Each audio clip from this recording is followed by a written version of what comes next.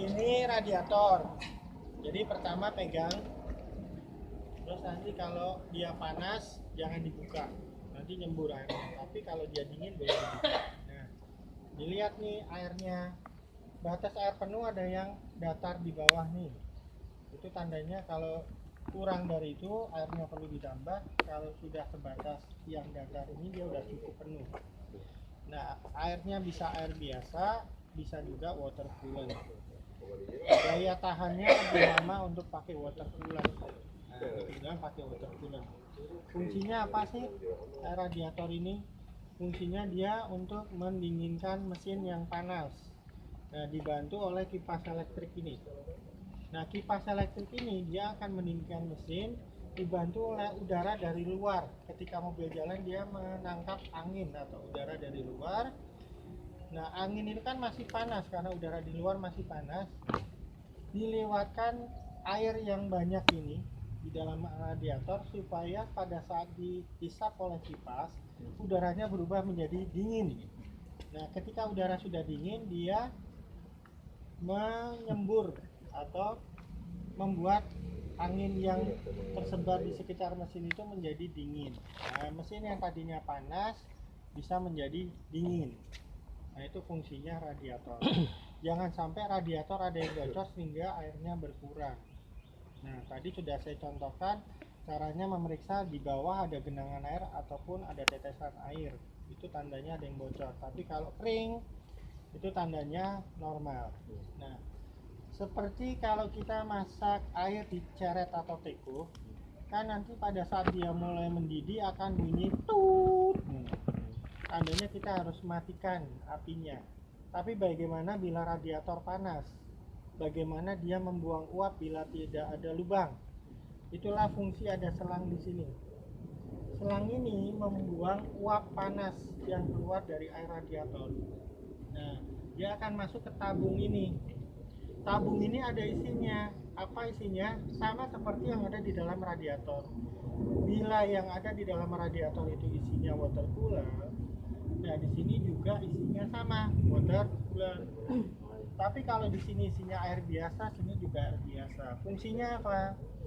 Ketika dia itu dibuang ke dalam tabung, dia ada yang menampung supaya dia tidak terbuang seperti kalau di dalam ceret, air yang terbuang lama-lama menjadi habis. Nah, supaya di sini tidak habis, dia ada cairan di sini yang bisa menutup buangan dari uap radiator. Nah, makanya dia akan menyedot lagi, masuk lagi ke sini utuh lagi. Makanya ini bertahan bisa sampai 1 tahun tidak habis-habis. Nah, itu fungsinya radiator. Nah, kipas elektrik ini kalau normal dia tidak akan berputar terus, melainkan dia akan berputar pada saat mesin dirasa mulai panas, ada sensornya. Tapi ketika mesin sudah dingin dia ikut berhenti supaya tidak cepat jebol. Nah, itu untuk keamanan radiator. Nah, terlihat di petunjuk di dalam mobil untuk temperatur mesin. Nah, bila dilihat temperatur mesin itu naik berarti radiator perlu diperiksa. Tapi bila temperatur mesin itu di dalam petunjuk itu terus langgeng, tidak naik tidak turun, berarti itu normal. Ya. Ada pertanyaan tentang radiator? Ini uap, situ uap berarti sebetulnya. Ya, ini Fungsinya uapnya kemarin keluar uap, ke situ uap. sini, ini uap panasnya. Sedangkan kalau ke sini nanti untuk uap dinginnya. Oh gitu. Kalau kesana terjadinya proses penguapan itu dari mana Pak? Bisa sehingga dia asalnya air bisa jadi uap gitu Pak? Jadi air yang dari sini nih, ini sensornya untuk mendeteksi apakah mesin sudah panas atau belum. Nah, ini kan nyambung nih ke mesin. Mesin kan panas. Nah, dia kan kipasnya harus perlu tahu bahwa mesin itu udah mulai panas. Nah, dari sini ngalir ke sini kan berupa uap panas nih. Otomatis air di sini yang tadinya dingin kan bisa jadi panas. Nah, makanya kipas ini menangkap sensor itu dia berputar. Paham? Sama kayak kalau alarm pintu dibuka alarm bunyi. Tapi kalau pintu nggak dibuka ya alarmnya nggak bunyi. pintu yang buka sendiri kita injek, ada sensornya ngeliat di atas kayak kamera gitu, itu buka sendiri. Tapi kalau nggak ada orang injek, pintunya nggak buka. Sama, kipas ini tidak akan berputar seperti pada saat kita memanaskan di pagi hari sebelum mobil dipakai. Sampai kita panaskan beberapa saat pun kipas ini tidak akan berputar karena mesin masih dingin. Tapi kalau kita udah pakai keluar, mesinnya sudah panas, baru dia mau nyala. Ngomong-ngomong, pegelnya itu gantian yang megang. Enggak. Pegel. Kalau sampai lupa mendapat kita banyak pahala gitu. nggak ngecek ini sampai habis, akhirnya gimana Pak? Ya itu mogok yang Oh, dikatakan mogok. tadi, katanya mogok di jalan. Ah, mogok Nah, jalan. itu karena kita nggak mau rutin meriksa ini. Oh. Apalagi yang pakai mobil banyak kan, nggak cuma kita sendiri. Iya. Nah, yang habis pakai itu rajin nggak ngontrol. Jangan sampai kita menggantungkan pada orang lain. Kita harus selalu mengontrol sendiri. Ini nggak harus tiap hari kok kalau pegangan kita. Jadi kalau udah pegangan kita cukup kita periksa pertama, berikutnya bawah kering tuh insya Allah nggak apa-apa. Kalau kurang yakin baru dibuka. Dilihat dari sini pun bisa, ini masih full. Karena yang akan habis itu bukan ini dulu, tapi yang di sini dulu. Karena dia akan nyedot dari sini kalau ini kurang. Nah, jadi nanti ketika di sini kok berkurang, periksa apakah di sini ikut berkurang atau enggak. Ya, ada pertanyaan lagi? Pak, kalau Pak matikan air radiator bocor itu ngecek dari mana Pak? Dari sini Dari apa? bawah. Dari bawah. Bawah sini gitu. Dia akan netes kan. Netes, Nah, nanti bawah ada. kan akan basah. Basah. Kecuali air AC, memang dia habis dipakai akan buang air, itu netes di bawah. Kalau itu oli. Ya, radiator dulu udah beres belum? Radiator Masih ada dulu. pertanyaan nggak? Cukup? Cukup. Nah, yang kedua itu aki. Nah, ini ada macam-macam tipenya. Satu, aki basah, yaitu yang pakai air kayak gini nih. Ini ada Air. lubang yang bisa Air ini. dibuka, di dalamnya ada air aki. Nah, ini harus diperiksa secara berkala. Nah, cara periksanya itu di bawah sini ada garis dua, upper level sama lower level. Nah, mungkin bisa dilihatnya dari samping ini.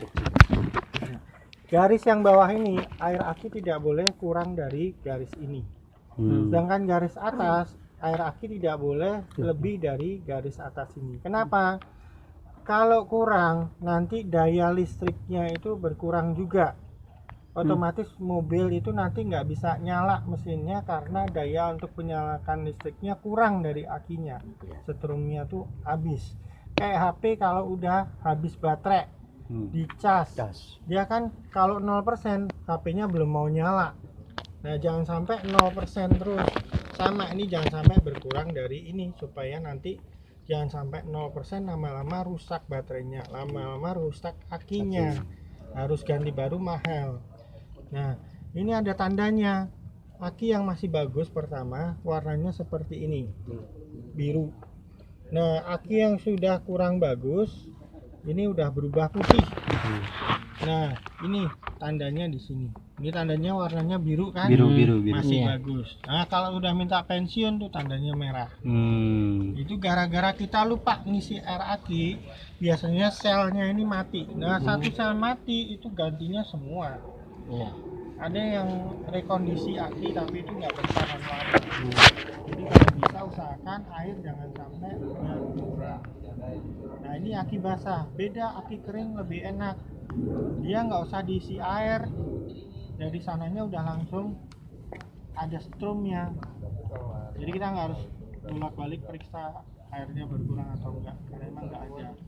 Ada lagi aki MF maintenance free, itu paling mahal. Jadi nggak perlu ada perawatan. Nah, ini tentang aki. Nah, yang penting jangan sampai luka itu ini. Ini bagian logam untuk nyalurkan listrik dari sini ke logam ini, nyambung ke kabel untuk nyetater. Karena kalau ini luka, itu sering nanti akan muncul jamur. Nah, ketika ada jamur putih-putih itu yang menghambat arus listrik untuk nyalain mesin mobil. Kadang starter nggak mau, cekak, kita buka ternyata di sini putih-putih banyak jamur. Jadi, ininya dicabut dulu tapi terus dilap sampai kering, nanti terus dipasang lagi, nyalain insya Allah bisa. Tapi kita nggak tahu itu untuk tahan berapa lama kalau dibiarkan seperti itu. Intinya jangan sampai luka di sini. Nah, ini jangan juga lupa masang, ini ada plus, ini ada minus. Mana kabel plus, mana kabel minus. Makanya ditandain satu biasanya ada karetnya. Kalau plus itu merah Itu gitu. plus, nah, merah ya. Itu Nah, hitam. ini hitam biasanya gitu. minus. Kalau kebalik nggak mau nyala. Hmm. Maka suka ada mobil kebakar segala macam, itu faktor kelistrikannya itu nggak beres. Ini si airnya di mana? Tadi Ini kan maksudnya saya buka ini. di ada jasa ituan aki gitu ya? Itu yang botol-botol isi air. sendiri. Kalau Oh, kita isi sendiri. Ya, isi sendiri bisa, diisiin boleh. Kalau udah punya istri, diisiin istri juga boleh. Yang isi Siap. sendiri. Kalau kita bertamu ke rumah orang kan ditanyain mau minum apa, air aki apa-apa. Gitu. Nah, Air AC. ini aki-aki nih. Terus ada lagi pertanyaan tentang aki? Berarti itu nggak boleh diamplas ya Pak? Jangan luka Kepalanya di itu. amplas, ya nggak ada untungnya di amplas, dia udah bagus, jangan di amplas. Ini tadi saya nggak ngeliat kata Iya. Ustaz tadi di air akinya bisa Iya. dilihat dari Bisa nanti Luar. kalau udah ada cahaya nanti dia kelihatan Oh, mendung, jadi nanti harus nggak ini ya. kelihatan. Kalau mau enak senterin, senterin kelihatan nanti dia. Dari sini pun bisa dibuka, itu ada seperti petunjuknya, ada yang bagian menjorok ke dalam itu, nah di ujung itulah air aki berada. oh iya Pas. batas ya. Ya, Oh, ada batasnya. batasnya. Ya. Ada. Jadi ada dua cara dilihat dari situ, Itu dari bisa samping. juga dari samping. Mana yang lebih mudah saja. Ada lagi? Nah, sering mogok itu kan biasanya nggak di starter nggak bisa, starter nggak bisa, harus didorong dari Ya. belakang. Itu Ini gimana? akinya berarti. Karena akinya. Itu sudah satu, mungkin warnanya bisa dilihat. Oh. Memang udah minta pensiun belum? Kedua, air akinya cukup atau enggak? Kalau nggak cukup tambahin dulu gitu loh, baru dicoba. Nah, keseringan dorong itu jadi manja ntar akinya. Kalau nggak didorong nggak mau nyala. Iya, Kayak iya, gitu. Nanti repot sendiri. Jadi kayak yang tadi jamur gitu. Ya, jamur. Jamur kan dibersihin pakai mendidih. Ada lagi pertanyaan? Berarti maaf Pak Ustadz, kalau kita ngisi ini seperti kurang Mm-mm. satu kali satu diisi contohnya, berarti yang lain juga isi? Enggak, harus satu. Jadi kita periksa Kebutuhan. satu persatu ini cukup atau enggak. Kalau misalkan yang kurang cuma satu, bisa jadi yang diisi cukup yang ini, jangan semua terus ditambahin. Nanti yang udah penuh malah ditambahin, malah Luber. Oh iya. arus listriknya enggak sempurna. Cairannya beda-beda atau cuma satu? Sama, oh Ya, sama. enggak ada yang rasa stroberi. Oh, rasa kali strawberry. coklat. Ada lagi? Cicip-cicip. Cicipin. Ya. Oke, Baik, cukup. yang ketiga oli. Oli. Nah, sering kali kalau oli itu kayak motor tuh. Iya. Kalau kita nggak ganti oli lama, sekernya kena. Karena fungsinya oli itu kan dia supaya piston itu bisa bergerak dengan pelumas. Sama seker itu bisa bergerak dengan pelumas. Karena panas sekali, kalau tidak ada pelumas dia gampang terbakar. Nah, supaya mesin itu tidak mudah terbakar, olinya harus diganti secara berkala. Normalnya dengan oli Mustang Pertamina itu 3000 km sekali diganti olinya. Jadi patokannya pakai kilometer, kecuali speedometernya mati, itu lain lagi. Makanya diusahakan jangan sampai speedometer mati, supaya tahu odometer itu jarak yang ditempuh. Iya. Nah, itu kalau udah 3000 km ganti oli. Jadi bukan patokan 1 bulan, 2 bulan. Karena pemakaian perjalanan mobil itu dihitungnya. Nah, jangan sampai oli itu sampai telat, karena yang bikin mesin itu jadi cepat panas itu juga salah satunya sampai kehabisan oli. Nah, kalau sudah melengkung itu udah bongkar mesin. Sana sampai olinya habis, nggak ditambahin, nggak diperiksa, nggak diganti. Posisinya ini ya? Ya, ini untuk nambahin oli, di bawah untuk ngeluarin Oli. olinya. Oh. Jangan sampai oli bekas bercampur dengan oli baru. Oh, Misal, dibuang. cuman asal ditambahin aja, nggak dikuras. Hmm. Itu jadi percuma, yang kotor campur sama yang bersih. Yang bersih jadi kotor. Jadi nggak berfungsi maksimal. Ya kalau menang yang bersih, kalau menang yang kotor. Kotor. Ya udah mesin rusak jadinya. Hak dan batin. Makanya sering disemprot pakai kompresor kan, itu biar turun semua yang kotor, jadi bisa bersih. Nah, cara meriksanya pertama kali sebelum mesin dinyalakan. Sebelum mesin dinyalakan itu tarik tuas ini.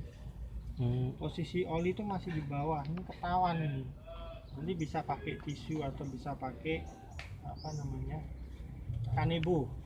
Tangan juga bisa, asal nanti cuci tangan. Bersihnya pakai kanebo. Ini kan ada lubang di atas dan di bawah. Iya. Ini ukuran E, MT sama F full.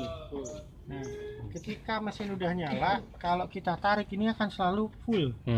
Tapi kalau mesin masih dingin, oli itu di bawah, jadi akan ketahuan dia di bawah apa di atas. L ini low, F ini full. Nah, jadi caranya pertama kita tarik, kita bersihin dulu. Ini pakai tangan kan nggak bisa bersih kan, harus pakai tisu atau pakai kanebo. Nah, kita celupin lagi, lalu kita tarik. Nah, ini yang benar, yang kedua ini seberapa. Kalau yang pertama tuh tipuan. Iya, full. Karena ibaratnya dia masih bekas dari kemarin jipratan. Nah, ini kan masih lubangnya ketutup nih. Kalau lubangnya bolong tadi berarti dia habis. Tapi karena ini lubangnya ketutup berarti dia full. Nah, ini aman dan warnanya masih agak kuning. Kalau dia kotor dia warnanya hitam. Nah, ini caranya untuk meriksa oli. Ya. Ada pertanyaan tentang oli? Cukup? Itu oli berapa itu Pak? Ini apa, Pak? 3.000. Nah, nanti itu ada lagi. 3.000. Nah, sekarang Berapa liter? selain dari oli ini ya, itu ada oli mesin tuh yang ini. Ini untuk power steering. Oli power steering ini. Ini untuk kalau kita muter-muter kan, muter setir itu. Biasanya kan ada yang enteng, ada yang berat. Nah, yang berat itu belum pakai power steering. Nah, ini olinya batas fullnya segini. Ini normal. Jangan sampai penuh-penuh juga. Nanti dia nggak bisa ada udara untuk tekan olinya keluar masuk. Nah, ini oli rem. Itu juga jangan sampai berkurang.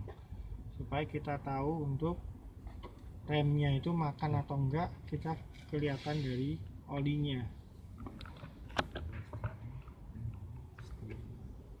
Untuk masing-masing jenis olinya beda-beda ya. Ada 3 macam ini. Beda-beda. Beda-beda. Oli mesin, power steering. Ada yang oli remnya itu di dalam, itu kalau angkot tuh biasanya oli remnya ada di dashboard. Nah, kalau anunya di situ, mesinnya di dalam. Ada pertanyaan tentang oli? Nggak ada, cukup. Nah, sekarang untuk ini air untuk pembersih kaca. Ini juga jangan sampai habis, karena kalau pada saat hujan itu kita butuh air untuk membersihkan, ada debu-debu yang nempel di kaca, kita nggak kelihatan tuh jadinya. Apalagi kalau udah tanah liat nempel di situ, kalau nggak pakai sabun dia nggak mau hilang. Jadi harus pakai air juga, kadang udah air khusus itu, nggak cuman air sabun biasa, tapi ada kayak water coolant untuk radiator. Nah, dia untuk pembersih kaca ada sendiri khusus. Nah, ini jangan sampai habis. Terus ini ada sekring. Cara bukanya gampang ya, cuman ditekan aja. Banyak. Nah, ini sekring untuk lampu-lampu maupun yang hubungannya dengan listrik.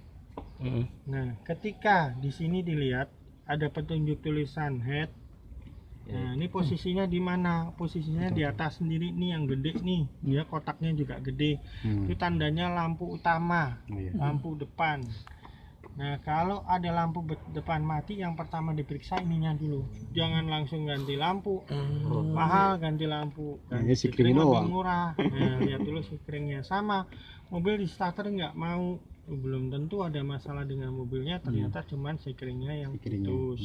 Nah, ini ada berapa besarnya ampere-ampernya sesuai dengan petunjuk. Nah, ini yang hubungannya bukan dengan mesin tapi ini penting, jangan sampai juga bikin kita mogok di jalan.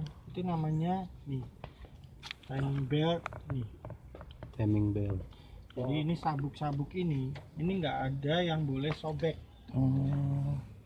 Nah, ini sabuk ini berfungsi untuk membuat putaran yang bikin mesin tuh jadi jalan. Nah, ciri-cirinya dia masih rata begini halus. Samping-samping ini tidak boleh ada yang sobek. Nah, terus dia masih kenceng nih. Kalau kendor nanti dia gampang lepas. Ini lepas satu aja nggak mau jalan. Karena apa? Nggak ada yang muterin mesin. Gitu. Dorong. Ya, ada yang hubungannya dengan kompresor itu nggak mau nyala AC-nya karena AC-nya nggak diputar kompresornya. Jadi diperiksa satu-satu nih. Oh, dilihat masih pada kenceng-kenceng, masih nggak ada sobekan, mulus. Alhamdulillah. Nah, kalau nyari nomor rangka, nomor mesin di mana? Situ tuh. Nah, tuh di situ. Nih. Yang benar adanya di situ. Cuma kan repot. Di situ. Iya. Nyari-nyari nanti STNK. Itu di situ ada. Tuh. Kalau ngesek-ngesek yang digesek nggak di situ nanti. F6600. Di situ. Bang ya. Iya. Di sini masih bisa dipalsukan kali ya, San? Ya, kalau bilang gitu. Masukin. Nanti dilihat di sini, cocokan ke sono. Ya. Dicek yang sono aja, Pak. Ya. Nah, terus untuk ini filter ya. Filter untuk oli. Jadi setiap 2 kali ganti oli, 1 kali ganti filter oli. Ya. 2 kali. Kalau misalkan oli itu 3000 km, filter oli 6000 km.